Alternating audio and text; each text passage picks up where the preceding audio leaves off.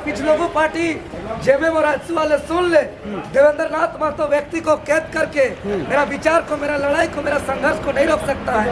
अरे मैं वही जेल जा रहा हूँ जिस जेल में बिरसा मुंडा, नीलांबर पीताम्बर, सिद्धू कानू, चांद भरो गए थे और ताकत लेकर निकलेंगे। और हम बता देना चाहते हैं मेरा संघर्ष और मेरा आशीर्वाद जो माँ, चाची, दादी, नानी जो आचरा से एक एक आचरा से चावल एक उठा और 1 रुपया जो पैसा दिया है उसको ब्रह्मांड का कोई ताकत नहीं है उसको रोक सकता है। इसीलिए हम नामांकन हर हाल में करेंगे। नामांकन जेल से करेंगे? बिल्कुल, मेरा परमिशन का आधा कम हो गया है, मैं नामांकन करूंगा। ये तय है, ये सूचना तमाम रांची लोकसभा क्षेत्र राजधानी और राज्यवासियों को दे दीजिए। मेरा वरीय अधिकारी से बात हो चुका है। एक सेकंड माइक जो जेबी केसेस मेरा निश्चित नामांकन होगा।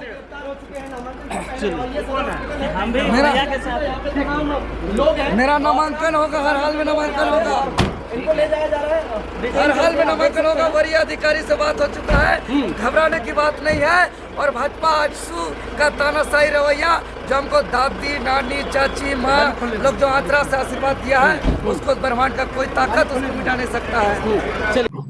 बढ़िया न्यूज ये है कि दादा का नामांकन हो गया है। अच्छा, नामांकन हो गया? नामांकन हो गया। क्या कहना चाहेंगे? टाइगर जयराम महतो लोग कह रहे हैं कि वो भाग गए हैं।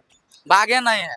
देखिए, चूंकि राजनीति में प्रवेश कर चुके हैं, उसी दिन प्रवेश किए। उससे पहले तो कह रहे थे कि हम लोग भी राजनीति में आएंगे, हम लोग भी चुनाव लड़ेंगे, लेकिन असल प्रवेश तो उस दिन हुआ जिस दिन वो नामांकन करवाए। जोहार, नमस्कार।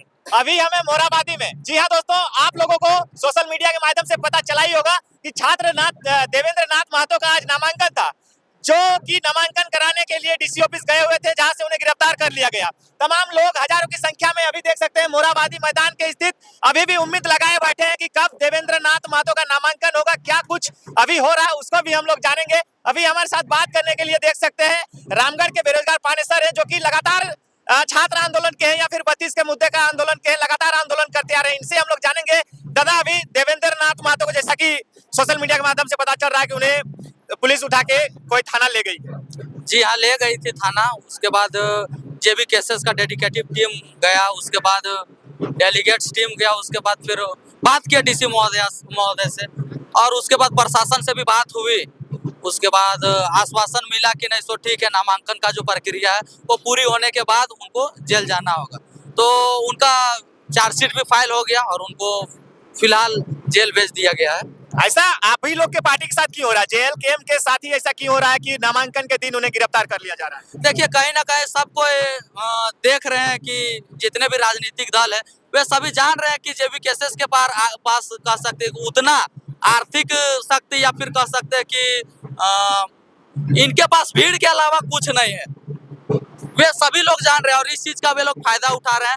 उनके पास सत्ता है तो सत्ता का फायदा उठा रहे हैं, वे अपने पैरवी का फायदा उठा रहे हैं। आगे क्या होगा? देवेंद्र नाथ महतो का नामांकन हो पाएगा क्या आज?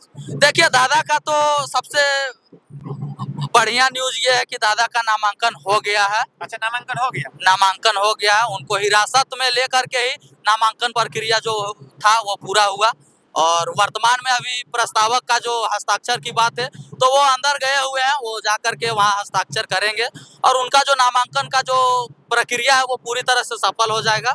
और उनको तो खैर चार्जशीट फाइल करके और जेल भेज दिया गया है।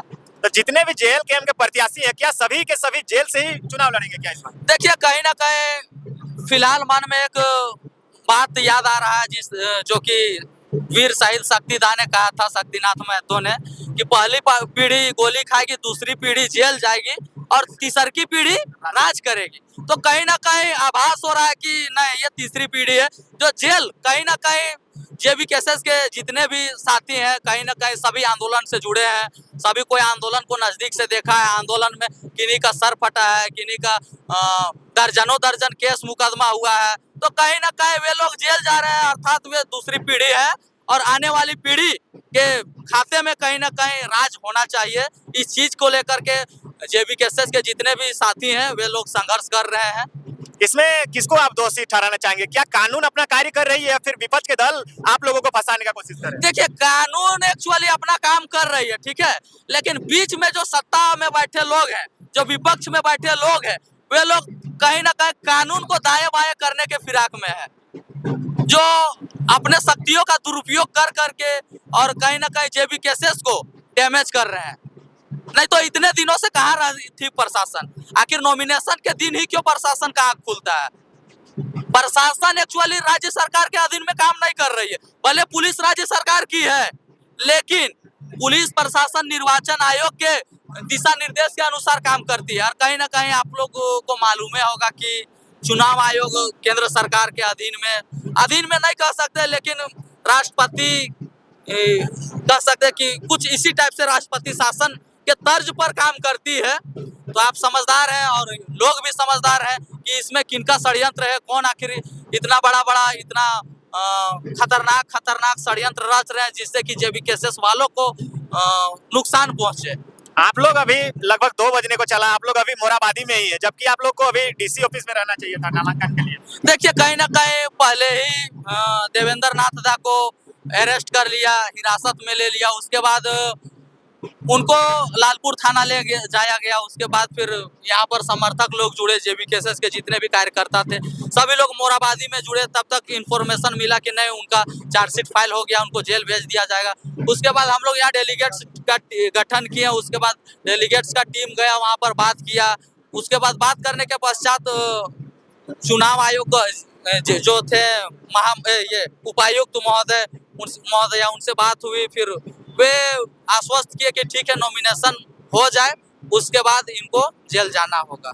जिस तरह से रांची लोकसभा में देख रहे थे देवेंद्र नाथ महतो जितनी मजबूती से अपनी उम्मीदवारी पेश कर रहे थे, अगर वो जेल जाने के बाद किस तरह का लोग क्या उनको फिर से उसी तरह से जिस तरह से चाह रहे हैं उस तरह से चाहेंगे आगे? देखिए, जीत कहीं ना कहीं सुनिश्चित की ओर दिख रही है। जिस तरह से षड्यंत्र रचा जा रहा है पक्ष और विपक्ष के द्वारा, तो कहीं ना कहीं इससे लोग भी जान रहे हैं कि आखिर यह षड्यंत्र रच कौन रहा है। क्योंकि इससे पूर्व भी हमारे झारखंड में बहुत सारे नेताओं के साथ इस तरह का व्यवहार हुआ है। आप देख लीजिए, अमित महतो, जोगेंद्र महतो, ममता देवी और भी बहुत सारे नेता हैं जिनके साथ इस तरह का व्यवहार हुआ है। और उन लोगों को कार्यकाल के दौरान ही सदस्यता रद्द हुई है और उनको जेल जाना पड़ा है। तो कहीं ना कहीं इन सबके पीछे कुछ विशेष दल के लोग हैं और जनता सब जानती है। वो जनता वोट के माध्यम से जवाब भी देगी इस बार। क्या आप क्या कहना चाहेंगे? टाइगर जयराम महतो को लोग कह रहे हैं कि वो भाग गए हैं। भागे नहीं है। देखिए, चूंकि राजनीति में प्रवेश कर चुके हैं, उसी दिन प्रवेश किए। उससे पहले तो कह रहे थे कि हम लोग भी राजनीति में आएंगे, हम लोग भी चुनाव लड़ेंगे। लेकिन असल प्रवेश तो उस दिन हुआ जिस दिन वो नामांकन करवाए। चूंकि राजनीति में प्रवेश किए तो राजनीति सीखने गए हैं। जो भागे नहीं है, बस जो टाइगर है वो एक कदम अपना पैर पीछे लिए। उसके बाद जब आएंगे तो उनका दहाड़ देखने लायक होगा। वो भी नॉमिनेशन सुन रहे रद्द हो जाएगा टाइगर जयराम? नहीं होगा। क्यों होगा?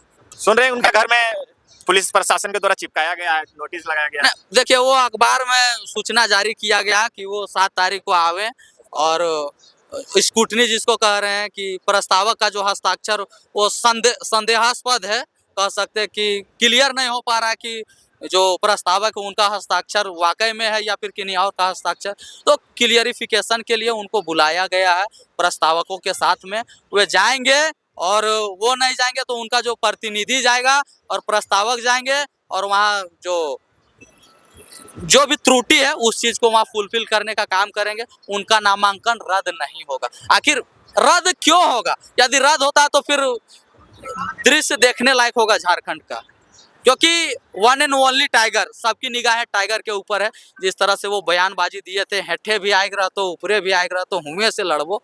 तो आप देख सकते हैं झारखंड का हमको लगता है भारत का सबसे हॉट सीट कह सकते हैं गिरिडीह है। चल ठीक है। तो और भी कुछ लोग हैं, उन लोग से भी हम लोग बात करने की कोशिश कर रहे हैं, जानने की कोशिश कर रहे हैं क्या माहौल है अभी मोराबादी में। जिस तरह से नामांकन से पहले देवेंद्र नाथ महतो को उठा लिया गया है। प्रेम नायक दा है जो कि लगातार इस जेबी केसेस के आंदोलन के या फिर छात्रों के आंदोलन के लगातार ये आंदोलन में रहे हैं। और आज देखिए देवेंद्र नाथ महतो के नामांकन में ये भी पहुंचे हुए। इनसे जानेंगे। जोहार दादा। जोहार। दादा, सुन रहे हैं देवेंद्र नाथ महतो को नामांकन से पहले ही पुलिस उठा ली। देखिए, ये पूर्ण रूप से साजिश और सोची समझी साजिश है। ये पहले से प्लानिंग किया गया है। आज से पहले क्या इनके पास इन्फॉर्मेशन नहीं था कि देवेंद्र नाथ महतो कहाँ रहते हैं? देवेंद्र नाथ महतो पर अगर किसी तरह का मामला था तो उन्हें सूचना क्यों नहीं दिया गया? ये तो जो नियम है, कानून है, जो संविधान है, उसको ये लोग जो कानून के पालनधार हैं उनको तो ये चीज़ देना चाहिए था। कि आपको जो है इसके ऊपर, आपके ऊपर ये मुकदमा है, आप इसकी अदालत में, न्यायालय में पेश होइए, इसका जवाब तलब कीजिए। लेकिन इस तरह से सवाल ये होता है कि अगर आपको नॉमिनेशन के दिन अरेस्ट किया जा रहा है और हमारे सारे जितने भी बड़े कैंडिडेट हैं या बड़े चेहरे हैं उनको टारगेट किया जा रहा है, तो इससे सवालिया निशान होता है यहाँ का शासन प्रशासन और सत्ता में बैठे लोगों पर। हम साफ जानते हैं कि झारखंड में 40% खजाना है, 40% मिनरल्स है झारखंड में, और झारखंडियों को सिर्फ और सिर्फ उसको चाय बेचने के लिए, सब्जी बेचने के लिए, छोटा मोटा कोयला चोरी करने के लिए उनको आरोप लगा दिया जाता है और छोटा छोटा काम करते हैं। बम्बई, दिल्ली, गुजरात कितने दिन जाएंगे हम? सवाल पैदा होता है कि हमारे पास सारा खजाना है, तो खजाना का मालिक झारखंडी होंगे कि बाहर के लोग होंगे? और जो सत्ता में जो बैठे लोग हैं वो कभी भी यहाँ के नियोजन नीति, स्थानीय नीति, विस्थापन नीति, उद्योग नीति या कोई भी नीति और कानून बनाने का काम नहीं किए। आपसे मैं जानना चाहता हूँ, आप भी जानते होंगे कि जब भी किसी राज्य का निर्माण होता है तो राज्य निर्माण के बाद नियम और नीति बनता है। तो झारखंड का निर्माण हुए 23 वर्ष हो गया, और 23 वर्षों में जो शासन में रहे और जो प्रशासन में रहे, वो सिस्टम में आज तक नियोजन नीति, स्थानीय नीति, झारखंडी कौन है ये कोई क्लियर नहीं है। कैसे क्लियर होगा? बिल्कुल क्लियर होगा। स्थानीय नीति बनना चाहिए, नियोजन नीति बनना चाहिए। आप लोग आंदोलन किए, नहीं हुआ, चुनाव लड़ने आए, आप लोग को चुनाव भी लड़ने नहीं दिया जा रहा है, तो कैसे होगा आप बताइए? तो देखिए, उलगुलान होगा, क्रांति होगा, और अगर धरती मांगेगा, जिस तरह का बलिदान देने के लिए तैयार हैं। अभी हम लोग संवैधानिक तरीके से हम लोग आना चाहते हैं चुनाव में, और लोकतंत्र का सबसे बड़ा महापर्व है, और इस महापर्व में हम चाहते हैं कि चुनाव में लोगों तक जाएं, लोगों तक समझाएं, लोगों को घर घर तक जा करके अपने विचारधारा को रखें। क्योंकि सब लोग नेता से, जैसे हम लोग भी जब जा रहे हैं, तो आई हेट पॉलिटिक्स का जो मतलब नेता से इतना नफरत हो गया, इतना सवाल कर रहे हैं, तो गलत काम जो नेता लोग कर रहे हैं उसका भुगतना हम लोग को भी पड़ रहा है। और हम लोग का कहना यह है कि जो आई हेट पॉलिटिक्स या जो नेता लोग से जो नफरत हो रहा है, पुलिस लोग से जो नफरत हो रहा है, तो ये पुलिसगिरी प्रशासन को दुरुस्त करना होगा, और राजनीति में जो नेता लोग हैं उसको भी दुरुस्त करना होगा। मेरा यह कहना है कि लोकतंत्र को बचाने के लिए आम नौजवानों को आना होगा। जिस तरह चंद्रशेखर आजाद, भगत सिंह, राजगुरु सुखदेव ने उलगुलान किया था, उनको नक्सली कहा गया था, उसी तरह आज हम लोगों को ऊपर एफआईआर हो रहा है, प्राथमिकी दर्ज हो रहा है, हम लोगों को भी पुलिस उठाएगा, जेल में डालेगा। लेकिन इससे घबराना नहीं है, क्योंकि जो सही काम करता है उसे जेल जाना पड़ता है, फंसाया जाता है, यही नीति है। और ये झारखंड उलगुलान मांग रहा है, और इस उलगुलान में सारे झारखंड के नौजवान तैयार हैं। इस बार वोट जो होगा नीति के लिए होगा, कानून के लिए होगा। झारखंड में कोई नियोजन नीति, स्थानीय नीति, विस्थापन नीति, उद्योग नीति, यानी कोई भी तरह का नीति नहीं है। जो भी आता है जमीन ले लेता है 2 कट्ठा और बोलता है झारखंड का है हम, ये सब चीज अब नहीं चलेगा। झारखंड में झारखंडी दहाड़ेगा, झारखंडी में झारखंडी नाचेगा, कूदेगा, झारखंड में झारखंडी फलेगा फूलेगा। क्या लगता है देवेंद्र नाथ महतो का जिस तरह का पकड़ था रांची लोकसभा में, उनके जेल जाने के बाद किस तरह से लोग उनका समर्थन करेंगे? भरपूर समर्थन करेंगे, और हम लोग तो जा करके हर बूथ पर ये बताएंगे कि झारखंड के लोगों को जागो, देखो कि हमारे लोगों को किस तरह से अरेस्ट किया जा रहा है। उन्हें चुनावी प्रक्रिया में भी नहीं आने दिया जा रहा है, उन्हें बार बार जेल की धमकी दिया जा रहा है, उन्हें केस में, मुकदमा में फंसाने की धमकी दिया जा रहा है, संविधान का उलूल जुलूल कानून बनाया जा रहा है। लेकिन यही कानून बड़े जो उद्योगपति के, जो पैसे वाले लोग जो चुनाव लड़ रहे हैं, उनके लिए कानून नहीं है।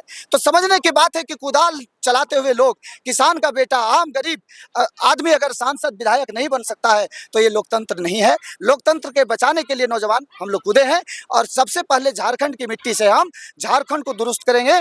अपने गांव, अपने जिला, अपना मोहल्ला, अपने पड़ोस को मोहल्ला ये करेंगे। और हर पड़ोस में एक गद्दार छुपा हुआ है, एक गद्दार, 2-4 गद्दार जो छुपे हुए हैं हर पड़ोस में, हर गाँव में। उस पड़ोसी से, उस गद्दार से बचने की जरूरत है। वो चंद पैसों में बिक जाते हैं और अपने लोगों को भ्रमित करते हैं, उनसे बचने की जरूरत है। आपके चैनल के माध्यम से हम उनको कहते हैं कि जो भी आपके गांव में जो 2-4 दलाल हैं उनसे बचिए, और जयराम दा और देवेंद्र नाथ महतो जैसे हमारे क्रांतिकारी वीर को साथ दीजिए। और इस बार झारखंडियत को, भावना को लेकर के अपने बाल बच्चा की आंख में वोट डालने से पहले एक बार अपने बच्चे के आंख में देख लीजिएगा, झारखंड के बारे में सोच लीजिएगा, फिर वोट करिएगा। धन्यवाद दादा। तो देख सकते हैं तमाम लोग अभी भी यहाँ हैं। खैर, जैसा कि हमें सूचना मिल रहा है कि देवेंद्र नाथ महतो का जो नामांकन होने का था वो हो चुका है और उन्हें जेल भेज दिया गया है। अब आगे क्या कुछ होता है उसका भी अपडेट हम लोग अपने चैनल के माध्यम से देंगे।